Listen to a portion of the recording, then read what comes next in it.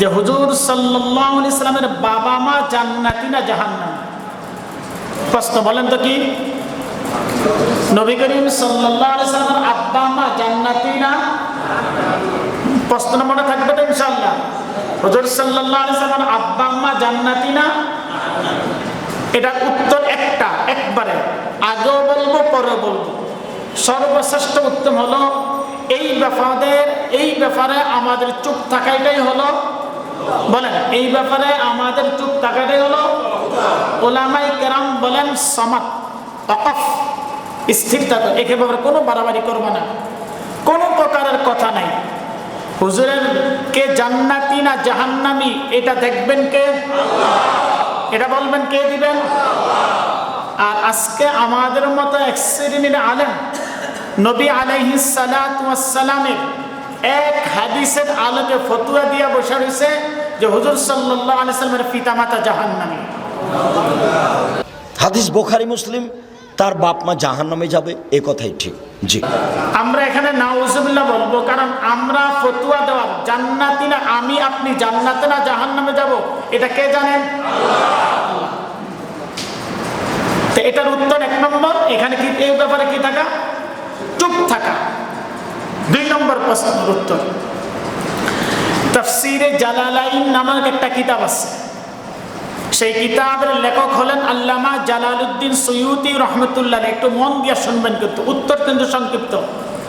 আল্লামা Jalaluddin Suyuti রহমতুল্লাহ আলাইহি মুহাদ্দিসিনে কেরামের মতামতের ভিত্তিতে রাসূল পাক সাল্লাল্লাহু আলাইহি সাল্লামের পিতা মাতা রাসূল আকরাম সাল্লাল্লাহু আলাইহি ওয়াসাল্লামের পিতা মাতা জান্নাতি না জাহান্নামী এই ব্যাপারে তিনটি মন্তব্য করছেন। কয়টা মন্তব্য? তিনটা। এক নম্বর, যে তিনি কি বলছেন, যে মুহাদ্দিসিনে কেরাম তিনারা বলেন হাদিসের, কোরআন হাদিসের দলিলের ভিত্তিতে, মতামতের ভিত্তিতে রাসূল আকরাম সাল্লাল্লাহু আলাইহি ওয়াসাল্লামের পিতা মাতা যে জান্নাতি তার তিনটা পথ অবলম্বন করছেন। কয়টা? তিনটা। এক নম্বর, রাসূল পাক সাল্লাল্লাহু আলাইহি ওয়াসাল্লামের বাবা মা যখন এই দুনিয়াতে আসছেন, যখন তিনারা দুনিয়াতে ছিলেন তখন কোন নবী রাসূল, বলেন তখন কোন কি ছিল না? এক নম্বর প্রশ্নের উত্তর এক নম্বর, রাসূল আকরাম সাল্লাল্লাহু আলাইহি ওয়াসাল্লাম যখন ওনার পিতামাতা আব্দুল্লাহ এবং আমেনা দুনিয়াতে ছিলেন তখন কোন নবী রাসূল ছিল না, তখন কোন নবী রাসূল। এই সময়টাকে বলা হয় কোরআন হাদিসের ভাষায় ফাতারাত। এই সময়টা কি বলা হয়? ফাতারাতের সময়। ফাতারাতের সময় কেন বলা হয়? এই অবস্থা কেউ যদি থাকে আর সে যদি কোরআন অনুযায়ী আল্লাহকে মানে, কাকে মানে? একমাত্র আল্লাহকে মানে, তাহলে তাদেরকে আল্লাহ শাস্তি দিবেন না। আল্লাহ তাদেরকে কি দিবেন না? কারণ তাদেরকে যদি প্রশ্ন করা হয় নবী মানলা না কেন, রসুল মানলা না কেন, তখন তারা উত্তর দিবে যে আমাদের যুগে তো কি ছিল না, আমরা আল্লাহ তোমাকে মানছি। কাকে মানছি? আল্লাহকে মানছে। তখন নবী রসুল না থাকার কারণে তারা কাকে মানছে? এক নম্বর প্রশ্নের উত্তর, যেহেতু নবী করিম সাল্লাল্লাহু আলাইহি ওয়াসাল্লামের বাবা মায়ের যেই সময় দুনিয়াতে ছিলেন ওই সময় কোনো নবী রাসূল ছিল না, না থাকার কারণে ওনারা কাকে মানছেন? শুধু আল্লাহকে মানছেন। কাকে মানছেন? এই আল্লাহকে মানার কারণে আল্লাহ তাদেরকে শাস্তি দিবে। মনে থাকবে তো ইনশাআল্লাহ। দুই নম্বর প্রশ্নের উত্তর, আরেকটা উত্তর। দ্বিতীয় উত্তর কি? এই ব্যাপারে বুখারী শরীফের ব্যাখ্যাকারক, বলেন তো কে?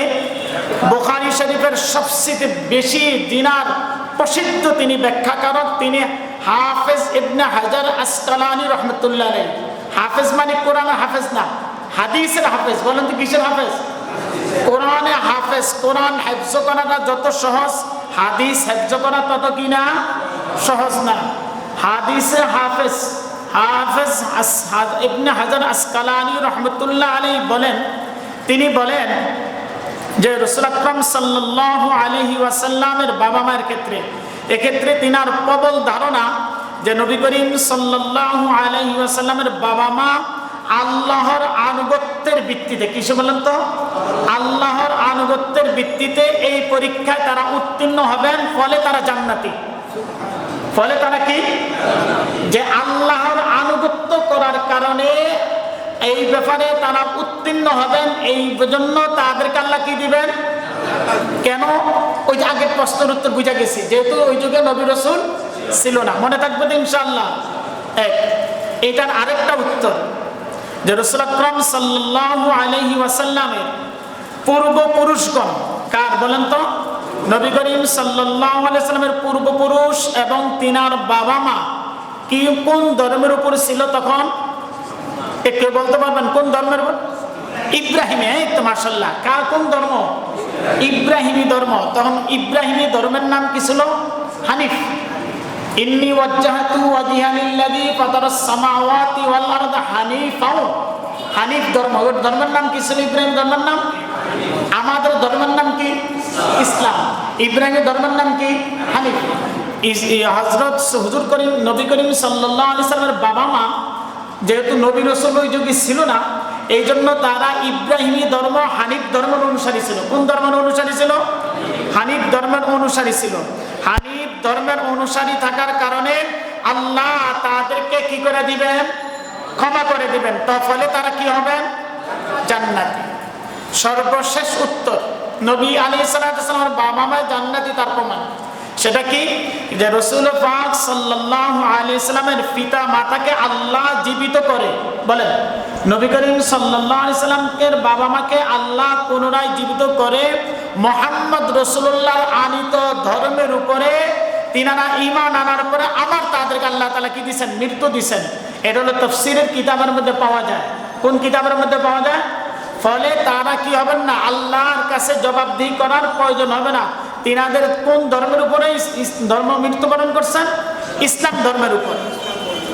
এখন দ্বিতীয় পক্ষের দলিল, যারা বলে যে নবী করিম সাল্লাল্লাহু আলাইহি ওয়াসাল্লামের বাবা কোথায়? জাহান্নামী। জান্নাতি উত্তর পাইলেন তো কয়টা? তিনটা। কয়টা? একটা হলো নবী করিম সাল্লাল্লাহু আলাইহি ওয়াসাল্লামের বাবা মায়ের যুগে কোনো নবী রাসূল ছিল না, ফলে তারা কার আনুগত্য করছেন? আল্লাহ। দুই নম্বর, হাফেজ ইবনে হাজার আসকালানী রাহমাতুল্লাহ আলাইহি বলেন তারা আল্লাহর আনুগত্য করার কারণে ফলে তারা পরীক্ষায় উত্তীর্ণ হবেন, এই জন্য আল্লাহ তাদেরকে কি দান করবেন? জান্নাত দিবেন। তিন নম্বর প্রশ্নের উত্তর হলো তিন নম্বর উত্তর হলো নবী করিম সাল্লাল্লাহু আলাইহি ওয়াসাল্লামের বাবা মাকে আল্লাহ পুনরায় জীবিত করে মুহাম্মদ রাসূলুল্লাহর ধর্মের উপরে তারা বিশ্বাস স্থাপন করার পরে আবার তিনাদেরকে মৃত্যু দিয়েছেন, ফলে তারা জান্নাতি। ফলে তারা কি? জান্নাতি। এখন যেই দল বলে যে নবীজির বাবা মা কি?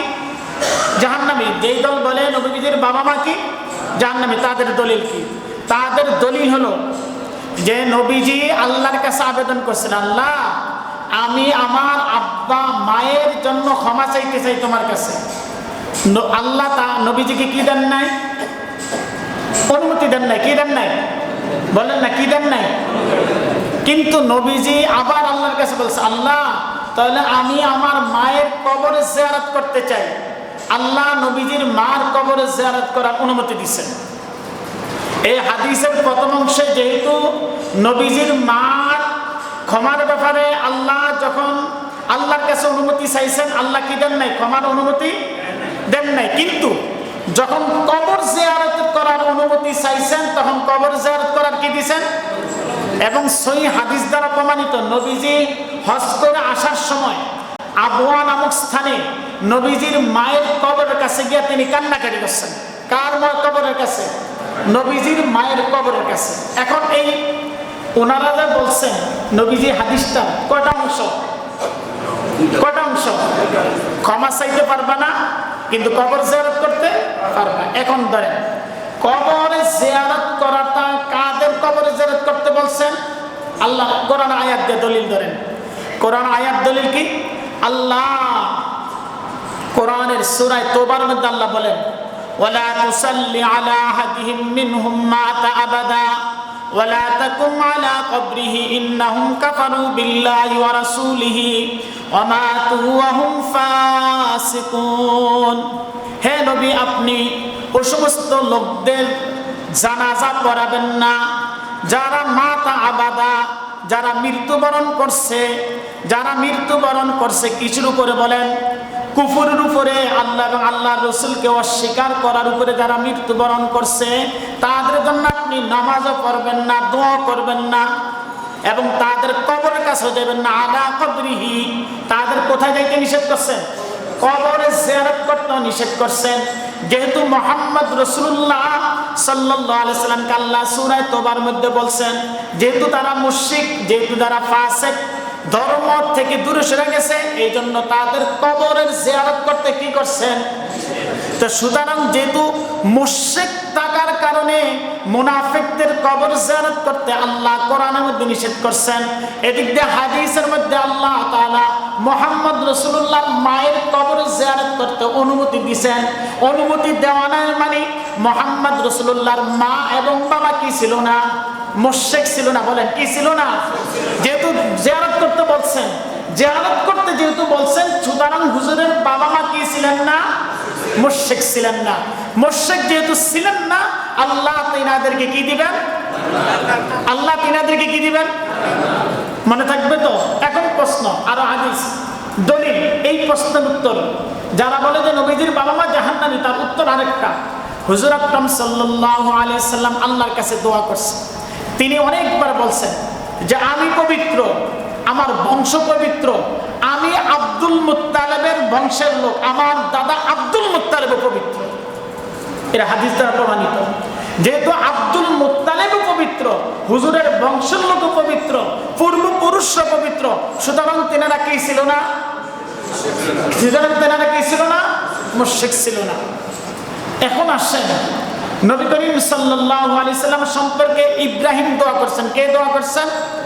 এটি রব্বানা ওয়াজআলনা মুসলিমাইনি লাকা ওয়া মিন যুররিয়াতিনা উম্মাতাম মুসলিমাতান লাক ওয়া আরিনা মানাসিকানা ওয়া তুব আলাইনা। ইব্রাহিম দোয়া করছেন, আল্লাহ তুমি আমার বংশের মধ্যে এমন একজন ইমাম পাঠাও। কোরআনের আয়াতের মধ্যে আছে, সূরা বাকারার মধ্যে। আবার ইব্রাহিম নবী দোয়া করছেন, আল্লাহ তুমি আমার বংশকে তুমি কিয়ামত পর্যন্ত পবিত্র রাখো। মুহাম্মদ রাসূলুল্লাহর একাধিক হাদিস দ্বারা প্রমাণিত যে মুহাম্মদ রাসূলুল্লাহ ইব্রাহিম বংশে আসছেন। কোন বংশে বলেন তো? ইব্রাহিম বংশের মধ্যে আসছেন। এমনও হাদিস দ্বারা প্রমাণিত মুহাম্মদ রাসূলুল্লাহ বলেন, আমি দুই জবিহুল্লাহর ছেলে, এখনো ঈসা, এখনো ইসমাইলের ছেলে। আল্লাহ ইব্রাহিম নবীকে আল্লাহর সন্তুষ্টির উদ্দেশ্য ইসমাইলকে কুরবানি করার জন্য বলছেন, এই জন্য তার নাম জবিহুল্লাহ। দ্বিতীয় জবিহুল্লাহ হলো হুজুরের বাবা আব্দুল্লাহ। জমজম কূপ খননের সময়, ওই জায়গায় পুনর্নির্মাণের সময় আল্লাহ আব্দুল মুত্তালিবকে একাধিকবার স্বপ্নে দেখাইছে, বারবার আব্দুল্লাহর নাম উঠছে, এই জন্য তিনার নাম জবিহুল্লাহ। এই জন্য বলেন দুই জবিহুল্লাহর ছেলেকে হুজুর সাল্লাল্লাহু আলাইহি ওয়াসাল্লাম বলেন, কি দুই ছেলেকে? হুজুর। সুতরাং হুজুর সাল্লাল্লাহু আলাইহি ওয়াসাল্লামের বংশ একবার আদম থেকে নিয়ে আল্লাহ তিনাদেরকে কিসের থেকে মুক্ত রাখছেন? শিরক থেকে। বলেন কিসের থেকে মুক্ত রাখছেন?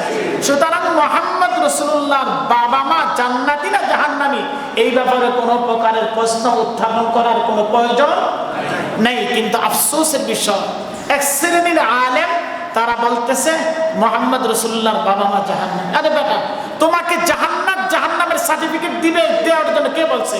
জান্নাত জাহান্নামের সার্টিফিকেট দিবেন একমাত্র কে? আল্লাহ।